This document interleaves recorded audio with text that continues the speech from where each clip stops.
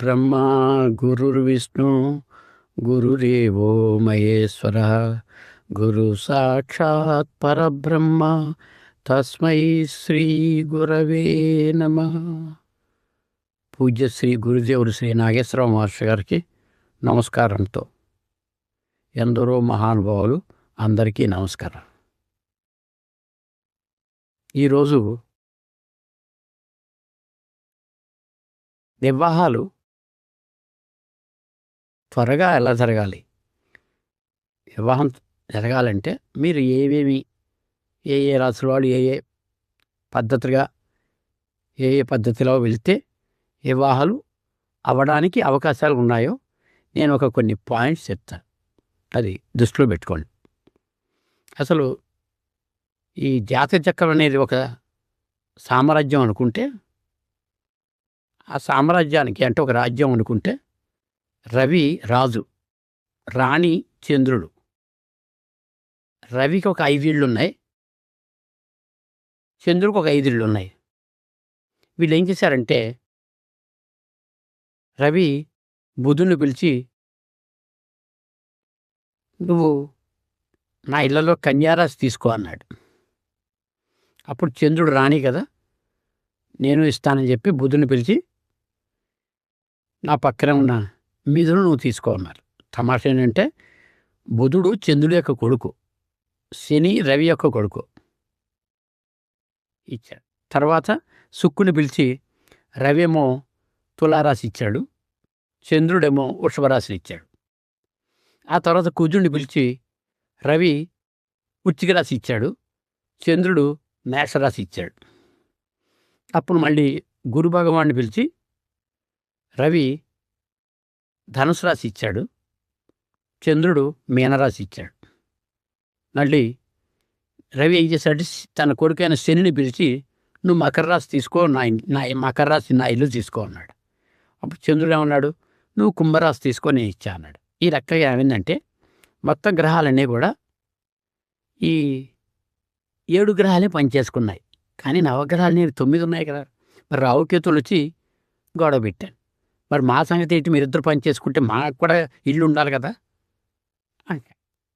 అంటే అప్పుడు పరమేశ్వరుడు ఏమంటాడంటే, మీరిద్దరికీ అన్ని ఇళ్ళు మీవే, మీరు ఎట్టొచ్చి వీళ్ళంతా ఇలా క్లాక్ వైజ్ డైరెక్షన్లో తిరుగుతుంటే మీరు ఇలా యాంటీ క్లాక్ వైజ్ డైరెక్షన్ తిరగండి అంటాడు.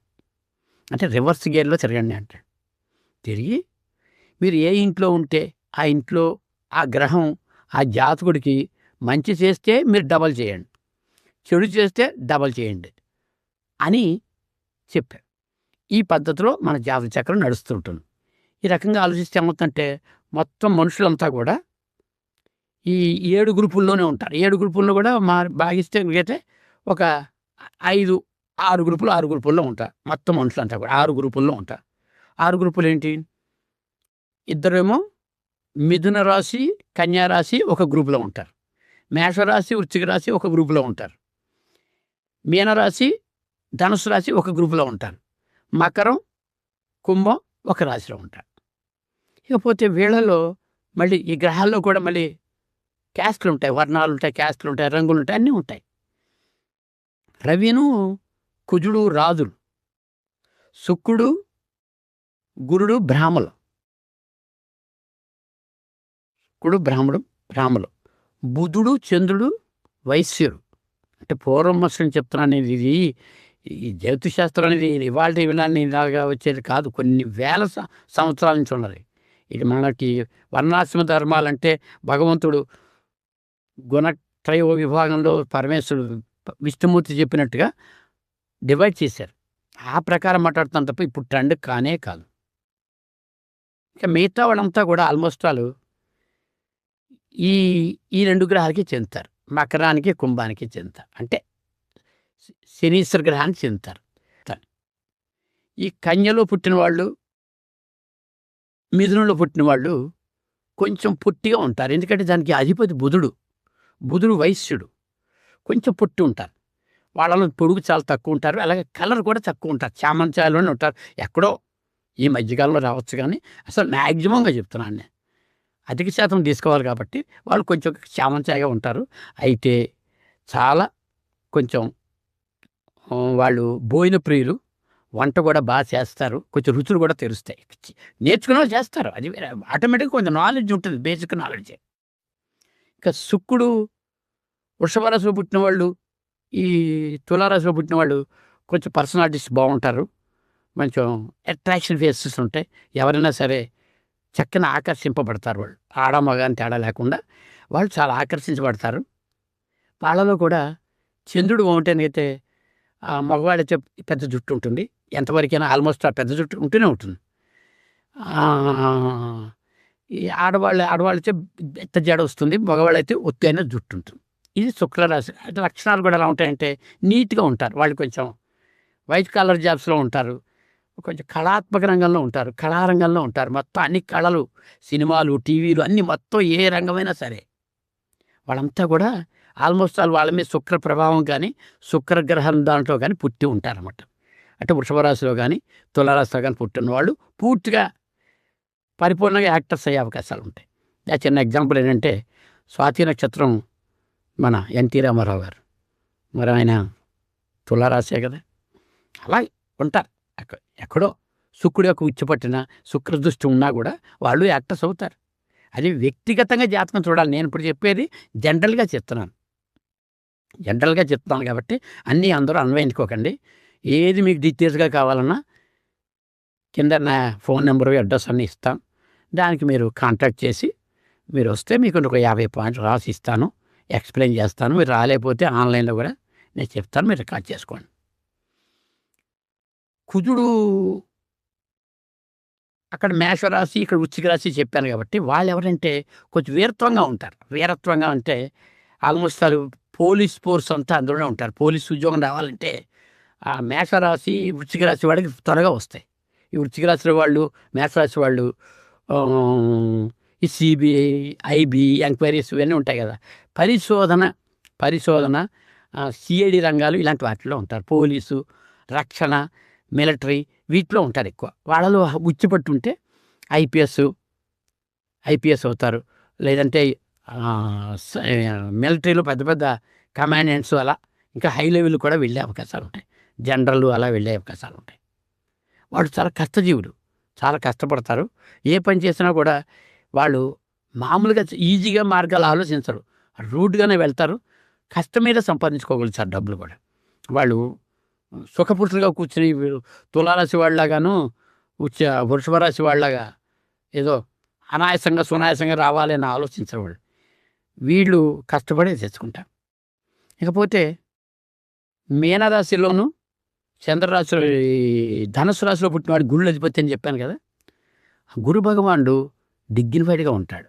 వాళ్ళు ఉపాధ్యాయ వృత్తి, తర్వాత ఏమో మంచి మంచి ఎగ్జిక్యూటివ్ ఆఫీసర్సు, అడ్మినిస్ట్రేటర్సు, వాళ్ళలో కూడా అందులో రవి దృష్టి కూడా ఉంటాయి, ఐఏఎస్లు కూడా అవుతారు, వీళ్ళంటారు మినిస్టర్స్ కూడా అవుతారు. రకరకాల వాళ్ళు అధికార హోదా ఎక్కువ నియమించేది మీనరాశి, ధనుసు రాశి వాళ్ళు. ఎక్కడున్నా కూడా వాళ్ళదంటూ ముద్ర ఉంటుంది, పైచేయి ఉంటుంది వాళ్ళది ఎప్పుడు కూడా, పైచేయి వాళ్ళదే ఉంటుంది. ఏదో రకంగా మొత్తం మీద బై హుక్ ఆర్ క్రూక్ వాళ్ళు పైచేయి పొజిషన్కి వెళ్ళిపోతారు. కింద వెనక ఎంతమంది అప్పటిదాకా సీనియర్స్ అర్థమవుతున్నా వీళ్ళందరినీ దాటుకుంటూ మెల్లిగా పైకి ఎక్కేస్తారు వాళ్ళు. ధనుసు రాశి గురువు యొక్క గొప్పతనం. గురువు మేధావి కదా, అందులో దేవతల గురువు అంటే అలా దేవతలే చాలా తెలివైన వాళ్ళు అనుకుంటాం. మరి వాళ్ళకి గురువు అంటే గురువు ఎలా ఉంటాడు అంచేత వాళ్ళు అది ఉంటారు. ఇకపోతే మకర రాశి, కుంభరాశి వాళ్ళు కష్టపడుతూనే ఉంటారు. వాళ్ళ ఆల్మోస్ట్ ఒక తేనెటీగలతో పోల్చవచ్చు.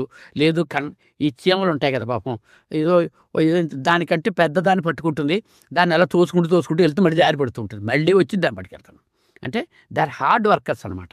హార్డ్ వర్కర్స్ వాళ్ళకి ఈ ఎక్కువ నమ్మకాలు ఉండవు. అంటే ఏదో జాతకాలు నమ్మేద్దాం, ఇవి నమ్మేద్దాం, పూజలు చేసేద్దాం, గుండు కొట్టి చేసుకుందాం, ప్రదక్షిణాలు చేద్దాం, ఇవి తక్కువ ఉంటాయి వాళ్ళకి.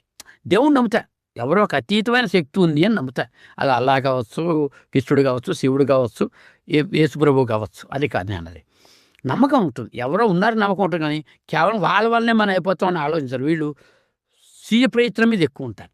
మకర రాశి, కుంభరాశి వాళ్ళు సొంత ప్రయత్నాలు చేస్తూనే ఉంటారు, సక్సెస్ అవుతారు కూడా. వాళ్ళలో మిగతా గ్రహస్థితి బాగుంటే వాళ్ళ జాతచక్రంలో వారు కూడా సక్సెస్ అవుతుంటారు. ఇది బేసిక్గా చక్రంలో ఉండే గ్రహాల యొక్క ప్రభావం ఇలా ఉంటుంది. కాకపోతే ఇందులో కలర్స్ ఉంటాయి. శుక్రుడు తులాలోను వృషభంలోను పుట్టిన వాళ్ళు కొంచెం మ్యాక్సిమం కలర్ ఉంటారు, మంచి కలర్ ఉంటారు వాళ్ళలో. ఇంకా శుక్రుడు ఉచ్చి పడితే పాల తెలుపు ఉంటారు, మంచి తలకట్టు ఉంటుంది, మంచి కళ్ళు ఉంటాయి. మనుషులు చూడగానే ఇప్పుడు ఒక డ్యాన్సర్స్ ఎలా ఉంటారు అంటే మేకప్లో ఉండగా మేకప్ లేకపోయినా బాగుంటాయి. ఆ రకంగా తులారాశి వాళ్ళు అందరం తెలిసిపోతుంది. వాళ్ళు పొడుగు పొట్టని ఆల్మోస్ట్ వాళ్ళు 5'4", 5'5" దాటే ఉంటారు. 6 feet హైట్ కూడా ఉంటారు.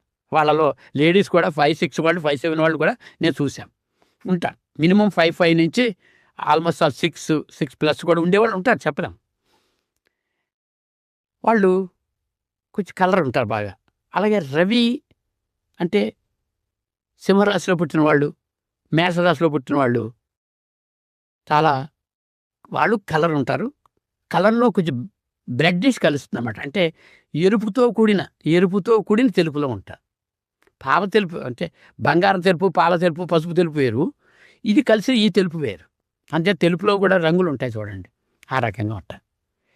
జనరల్గా బకరం కుంభంలో పుట్టిన వాళ్ళు చాలా తక్కువ, రేర్.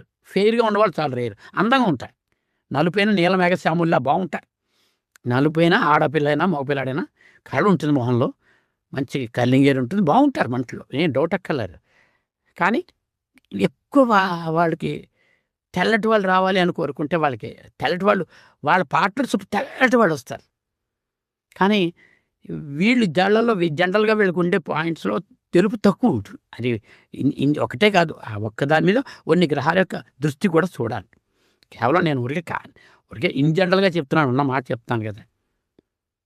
తర్వాత ఈ కన్యలోను మిథునంలో పుట్టిన వాళ్ళు ఆడపిల్లన మగపిల్లన కొంచెం 5'5" మ్యాక్సిమం, ఎక్కడో కానీ 5'6" ఉండరు. 5 to 5'6", 4'5" కూడా 4.5 నుంచి కూడా ఉంటారు. 4.5 to 5.5 లోపే ఉంటారు ఎవరున్నా. మిథున రాశి కన్యా రాశిలో ఉన్నవాళ్ళు 4.5 to 5.5 ఈ మధ్యలోనే ఉంటారు. ఎవరో కొంతమంది వాళ్ళ దృష్టి మిగతా గ్రహాలకు దృష్టి బాగుంటే 6 feet దాకా కూడా వెళ్ళొచ్చు. కానీ వాళ్ళదంటూ ఒక పద్ధతిగా చేసుకెళ్తారు. వాళ్ళు చాలా బుద్ధిమంతులు అనమాట. బృహస్పతి అంటే బుద్ధిమంతుడు అనే పేరు, శుక్రుడు అంటే నీటు అని వేరు, కుజుడు అంటే వీరత్వం అని వేరు. అర్థమైందా? వీళ్ళలో రావుకేతులు తిరుగుతాయని చెప్పాను కదా. ఈ రావుకేతులు రివర్స్ తిరుగుతాయి. ఆ రాహు వచ్చినప్పుడు, కేతు వచ్చినప్పుడు కొంచెం పిరికాళ్ళు కూడా వస్తుంటాయి. ఆ గ్రహ టైంలో కొంచెం పిరిగితనం కూడా ఉంటుంది, భయం కూడా ఉంటుంటుంది. ఈ ఏ గ్రహం దానికి ఎచ్చటం లేదు. రావుకేతులు ఎంత పవర్ఫుల్ అంటే ఈ అంతర్గ్రహాలు చేసే కంటే కూడా ఎక్కువ పవర్ఫుల్ చేస్తాడు. రావు ఒక పీకితే, సపోజ్ మీరు గురుడు ఇంట్లో ఉన్నాడు, రావు దెబ్బ కొట్టాడు అనుకోండి, వీడు 2 దెబ్బలు పెడతాడు. వాడు ఒక ప్రమోషన్ ఇచ్చాడు అనుకోండి, వీడు డబల్ ప్రమోషన్ ఇప్పిస్తాడు. అంటే ప్రమోషనే కాకపోవచ్చు, ఇంకోటి ఇల్లు ఏదో కట్టుకోవచ్చు అన్నమాట. ఇది ఈ రకంగా ఈ గ్రహాలు నడుస్తుంటాయి.